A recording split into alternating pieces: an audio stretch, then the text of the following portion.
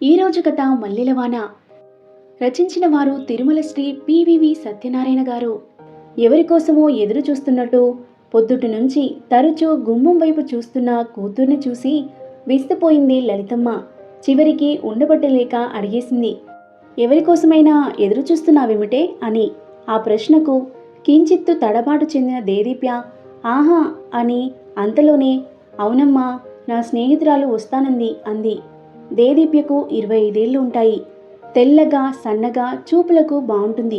విశాఖపట్నంలో కంప్యూటర్ ఇంజనీర్గా పనిచేస్తుంది. 30,000 జీతం. తల్లి తండ్రి పడమటి లంకలో ఉంటారు. విజయవాడలోని ఓ ప్రింటింగ్ ప్రెస్లో పనిచేసి పదవి విరమణ చేశాడు తండ్రి విభీషణరావు. పెన్షన్ సదుపాయం లేదు. ఊళ్ళో అరెకరం పొలం ఉంటే అందులో నిమ్మతోట వేశాడు. పురుగు కారణంగా పంట దెబ్బతింటూ ఒక్కోసారి పెట్టిన ఖర్చులు కూడా రాబట్టుకోలేని పరిస్థితి. కొడుకు సౌదీలో ఉంటున్నాడు.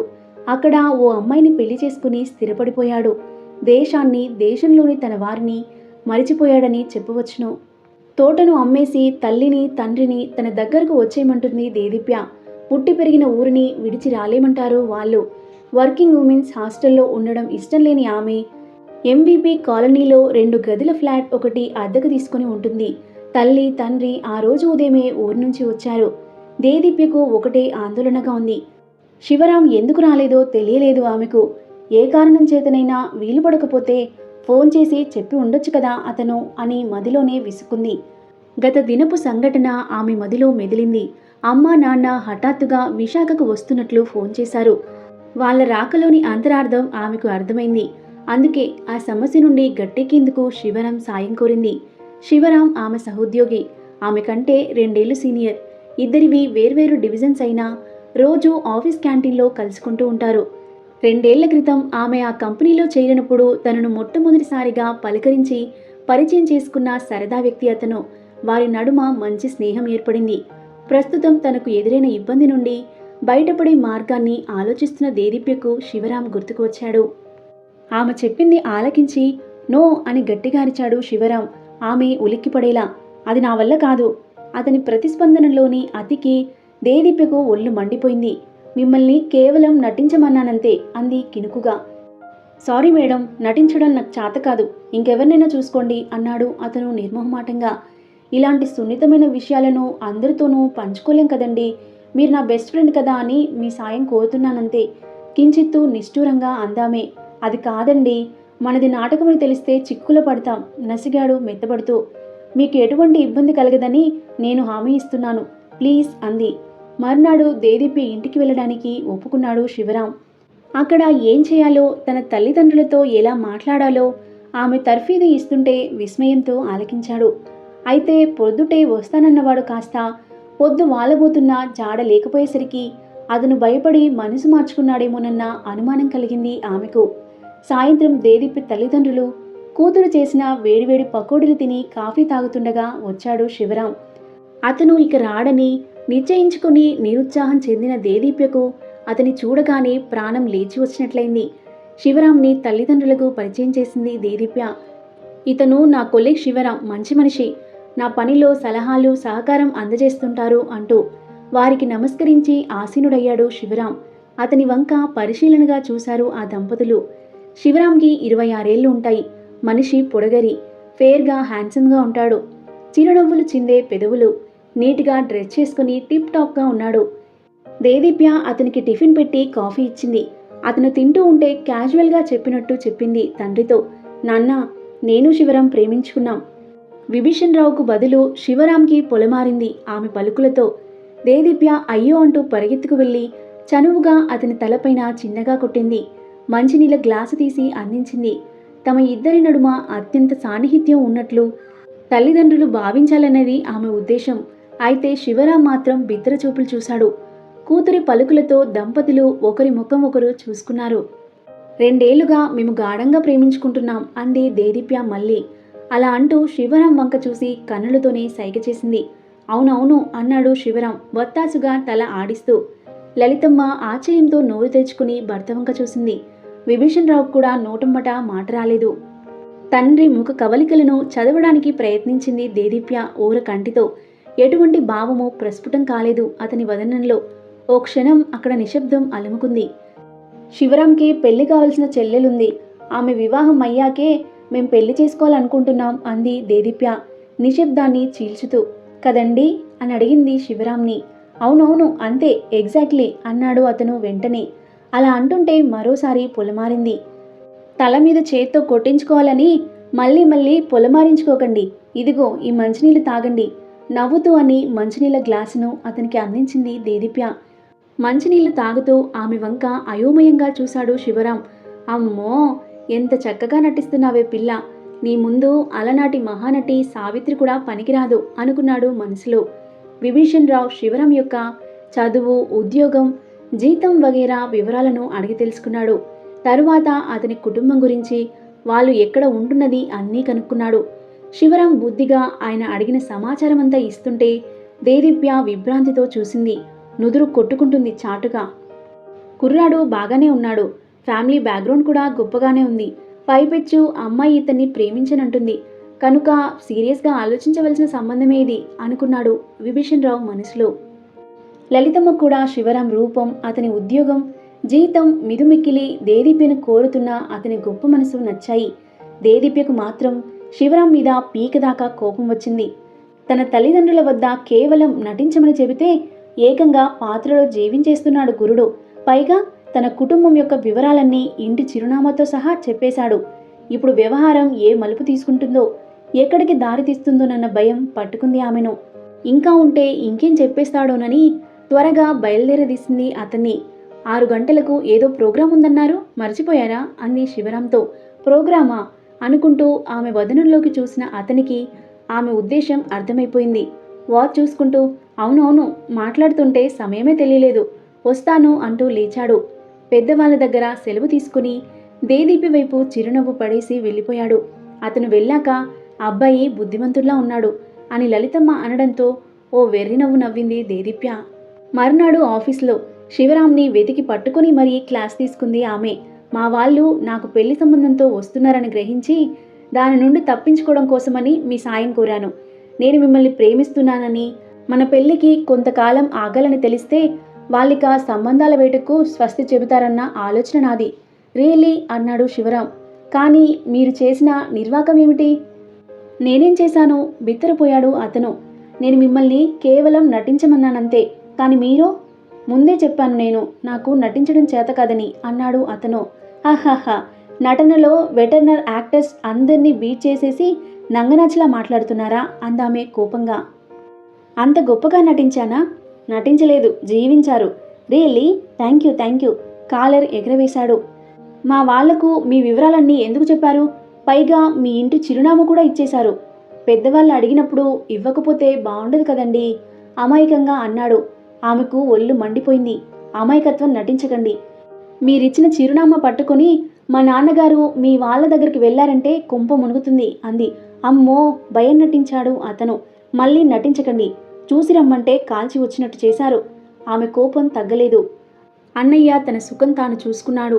అమ్మా నాన్న ఒంటరి వాళ్ళయ్యారు. నికరమైన ఆదాయం కూడా లేదు వాళ్లకు. నేను స్వార్థంతో పెళ్లి చేసుకుని వెళ్ళిపోతే ఈ వయసులో వాళ్ళని చూసేదెవరు? అందుకే నేను పెళ్లి చేసుకోకూడదనుకుంటున్నాను. ఒకవేళ ఎవరైనా నన్ను చేసుకోవడానికి ఇష్టపడితే అది నా జీతం చూసి తప్ప నన్ను ఇష్టపడి మాత్రం కాదు. అంత ఖచ్చితంగా ఎలా చెప్పగలరు? మిమ్మల్ని మిమ్ముగా ప్రేమించి కోరుకునే వాళ్ళు అసలు ఉండరంటారా అడిగాడు శివరాం. తల అడ్డంగా తిప్పింది ఆమె. ఈ చిన్న నాటకంతో మా వాళ్ళు కొన్నాళ్ల పాటు సంబంధాల వేట మానుకుంటారని ఆశించాను. కానీ మీ అత్యుత్సాహంతో నా పథకమంతా తలకిందులు చేసేశారు నిష్ఠూరంగా అంది. ఓ సారీ అన్నాడు. మీ బోడి సారీ ఎవరికి కావాలి? ఈ కొత్త సమస్యను సృష్టించింది మీరు కనుక దీన్ని పరిష్కరించవలసిన బాధ్యత కూడా మీదే అంది దృఢంగా. భుజాలు ఎగరవేశాడు అతను. 3 నెలల తర్వాత దేదీపకు వివాహం అయిపోయింది. ఆ రోజు రాత్రి శోభనం. ఆహ్లాదకరంగా అలంకరించబడిన గదిలో ఏదో మ్యాగజైన్ తిరగవేస్తూ చెలి రాకకై ఆతృతగా ఎదురుచూస్తున్నాడు పెళ్లికొడుకు. కాసేపటికి ముత్తైదువులు, స్నేహితురాలు దేదీప్యను గదిలోకి తోసి వెనుక నుండి తలుపు మూసేశారు కిలకిలా నవ్వులతో. గుమ్మం దగ్గరే నిలుచుండిపోయింది ఆమె. అది ఓ నూతన అనుభవం. ఏదో భయం, బెరుకుతనం, గుండెదడ, శరీరంలో చిరు కంపన ఆమెలో. తొలిరేయి నాడు ప్రతి యువతికి ఎదురయ్యే అనుభవమే ఇది. నేలచూపులు చూస్తూ ఉండిపోయింది. దేదీప్యను చూడగానే అతని వదనం ప్రసన్నమైంది. పాలనురుగ వంటి తెల్లటి చీరలో, ప్రత్యేక అలంకరణలో అప్సరసను తోపించింది ఆమె. తల ఎత్తి చూస్తుందేమో గాని క్షణకాలం వేచి చూశాడు. సిగ్గుభారంతో వాలిపోయిన ఆమె చూపులు పైకి లేవలేదు. అతని పెదవులు విచ్చుకున్నాయి. చిరునగవు తరగులు గదిలో ప్రసరించాయి. చేతిలోని పత్రికను పక్కకు పెట్టి కుర్చీలోంచి లేచి నిలుచున్నాడు. ఆమె వైపు అడుగులు వేశాడు. అతను చేరువుగా వచ్చి నిలుచోవడంతో ఆమె గుండెదడ హెచ్చింది. గదిలోని పరిమళాలు మత్తెక్కిస్తుంటే, అతని ఊపిరి వెచ్చగా తన మెడపైన గిలిగింతలు పెడుతుంటే ఏదో వింత అనుభూతికి గురైంది. అతని చేతులు తన భుజాలను తాకడంతో వానజల్లు పడ్డ లతలా పులకించిపోయింది. ఓ చేత్తో ఆమెను పొదివి పట్టుకుని మరో చేత్తో ఆమె ఎడమ చంక కింద ఉన్న క్రచ్ని మృదువుగా తొలగించాడు అతను. దాన్ని పక్కన పెట్టి ఆమెను చేతుల్లో ఎత్తుకుని బెడ్ వైపు నడిచాడు. అతని మెడ చుట్టూ చేతులు బిగించి హత్తుకుపోయింది ఆమె. కందిపోతుందేమోనన్న సున్నితంగా ఆమెను పూల పాన్పు పైన పరుండబెట్టాడు అతను. ఆమె పైకి వంగి దొండపండ్ల లాంటి ఆమె అధరాలను పెదవులతో స్పృశించబోయాడు. చేయి అడ్డం పెట్టి అతని వెనక్కి తోసేసింది దేదీప్య. హే, వాట్ హ్యాపెండ్ అన్నాడు తెల్లబోతూ. You have taken me for a ride అందామె కినుకుతో. నేనేం చేశాను అడిగాడు బిత్తరపోతూ. మా వాళ్లతో కుమ్మక్కై నా వెనుక పెద్ద గ్రంథం నడపలేదు. నటించమంటే ఏకంగా జీవించేసి నన్ను మీ సొంతం చేసుకోలేదు. కోపం నటించింది ఆమె. ఫకాల్నా నవ్వాడు శివరాం. 2 ఏళ్ల క్రితం మొదటిసారిగా దేదీప్యను చూసినప్పుడే ఆమె పైన మనసు పారేసుకున్నాడతను. ఆమెతో స్నేహాన్ని, సాన్నిహిత్యాన్ని పెంపొందించుకోవడానికి 2 ఏళ్లు పట్టింది అతనికి. సర్వీస్ రికార్డ్స్ నుంచి ఆమె తల్లిదండ్రుల చిరునామాను తెలుసుకుని మధ్యవర్తి ద్వారా మంతనాలు జరిపించాడు. ఆ రోజు ఆమె తల్లిదండ్రులు వచ్చింది అతని సంబంధం కోసమే. ఆమెను ఆశ్చర్యంలో ముంచాలని చివరి వరకు అసలు సంగతి ఆమెకు తెలియకుండా జాగ్రత్త పడ్డాడు. అదే విషయం ఆమెకు చెప్పాడు శివరాం. హఠాత్తుగా ఆమె కన్నుల నుండి కన్నీళ్లు జలజలారాలాయి. కంగారు పడ్డాడతను. ఏమైంది దేదీప్య, ఎందుకా కన్నీరు? నా వల్ల తప్పు జరిగిందా అని అడిగాడు. ఇవి కన్నీటి కణాలు కావండి, ఆనంద బాష్పాలు అందామే అతని వక్షం పైన తల వాల్చుతూ. మీ రూపానికి, స్థాయికి ఎందరో అందమైన అమ్మాయిలు మిమ్మల్ని భర్తగా చేసుకోవాలని కలలు కంటూ ఉంటారు. అలాంటిది ఈ అవిటిదాన్ని మీరు కోరి వరించడం మీ ఔన్నత్యాన్ని చాటుతుంది. 6 ఏళ్ల వయసులో పోలియో వ్యాధి సోకిన కారణంగా దేదీప్య యొక్క ఎడమకాలు చచ్చుబడిపోయింది. అందువల్ల క్రచ్ సాయంతో నడుస్తూ ఉంటుంది. అంగవైకల్యం ఆ వ్యక్తిని మాత్రమే ఇబ్బంది పడుతుంది దేదీప్య. కానీ మనోవైకల్యం ఉన్నదే, అది చుట్టూ ఉన్నవారిని కష్ట నష్టాలకు గురిచేస్తుంది అన్నాడు అతను. నీ అందం, తెలివితేటలతో పాటు నీ ఆత్మస్థైర్యం, కన్నవారి కోసం నీ భవిష్యత్తునే త్యాగం చేయడానికి ఒడంబడ్డ నీ మంచి మనసు నన్ను మిక్కిలి ఆకట్టుకున్నాయి. దాంతో నీ మీద ప్రేమ బలపడింది. పెద్దలు ఒప్పుకోకపోతే వారిని ఎదిరించైనా నేను నా దాన్ని చేసుకోవాలని నిశ్చయించుకున్నాను. అదృష్టవశాత్తు మా వాళ్ళు నా ప్రేమకు అడ్డు చెప్పలేదు. అంతా నా అదృష్టం అందామే. నువ్వేమీ అనుకోనంటే ఓ విషయం అడగనా? అడగమన్నట్టు చూసింది ఆమె. ఈ స్థితిలో నీకు సాయం ఉండకుండా మీ వాళ్ళు నిన్ను ఒంటరిగా ఇక్కడ వదిలిపెట్టడానికి కారణం నాకు బోధపడడం లేదు అన్నాడు. తాను ఉద్యోగంలో చేరడానికి తొలిసారిగా విశాఖకు వెళుతున్నప్పుడు తల్లికి తండ్రికి నడుమ జరిగిన సంభాషణ గుర్తుకు వచ్చింది దేదీప్యకు. ఆ రాత్రి అనుకోకుండా వారి మాటలు చెవినపడ్డాయి. చంకలో కర్రలేనిదే కదల్లేని పిల్లను ఒంటరిగా పొరుగురికి పంపడానికి నా మనసు అంగీకరించడం లేదండి అంది తల్లి. అమ్మాయిలో ఆత్మవిశ్వాసం పెంపొందాలన్నది, తనంతట తానుగా జీవించడం నేర్చుకోవాలన్నదే నా ఆలోచన లలిత. మనం ఎన్నాళ్ళు ఉంటాం చెప్పు? ఆ తర్వాతనైనా పిల్ల తన కాలి మీద తాను నిలవక తప్పదు కదా. అందుకే ఇప్పటి నుంచి అలవాటు అవుతుందని అన్నాడు తండ్రి. ఏమోనండి, నా ప్రాణం కొట్టుకుంటుంది అంది తల్లి. తల్లి ప్రాణం కదా అని నవ్వేశాడు తండ్రి. శివరం ప్రశ్నకు బదులుగా ఆనాటి సంఘటనను గూర్చి చెప్పింది దేదీప్య. హో గ్రేట్ అంటూ ప్రశంసించాడు శివరాం. తరువాత ఆమెను ప్రేమగా కౌగిలించుకుంటూ బెడ్ పక్కనున్న సన్నటి త్రాటిని లాగాడు. పైనుంచి మల్లెల వర్షం కురిసింది. సంభ్రమంతో చూసింది దేదీప్య. నీకు మల్లెలంటే మక్కువ అన్న సంగతి ఎప్పుడో గ్రహించాను నేను. అందుకే మల్లెల వానలో నువ్వు తడిసి ముద్దవ్వాలనే ఈ ఏర్పాటు అన్నాడు మందహాసంతో. ఆమె మదిలో సంతోష తరంగాలు ఉప్పొంగాయి. మీకు నా కృతజ్ఞతలను ఎలా తెలుపుకోవాలో మాటలు రావడం లేదు నాకు అంది తన్మయత్వంతో. నవ్వాడు శివరాం. మాటలు రాని మౌనపు వేల ఇది డియర్, చిలిపి చేష్టల పరాకాష్ఠకు సమయం అంటూ ఆమెను బిగియారా కౌగిలించుకున్నాడు. అతను పెదవులతో తనువంతా స్పృశించుతూ, చేతివేళ్లతో కామనాడలను మీటుతూ, సప్త స్వరాలను పలికిస్తుంటే మత్తెక్కిన మనువు తనువు పారవశ్యానికి గురికావడంతో విశాలమైన అతని వక్షానికి లతలా అల్లుకుపోయింది ఆమె. మనస వాచ కర్మణ తనని తాను సమర్పించుకుంటూ. శివరాం దేదీప్యలోని అంగవైకల్యాన్ని చూడలేదు, ఆమె మనసును చూశాడు.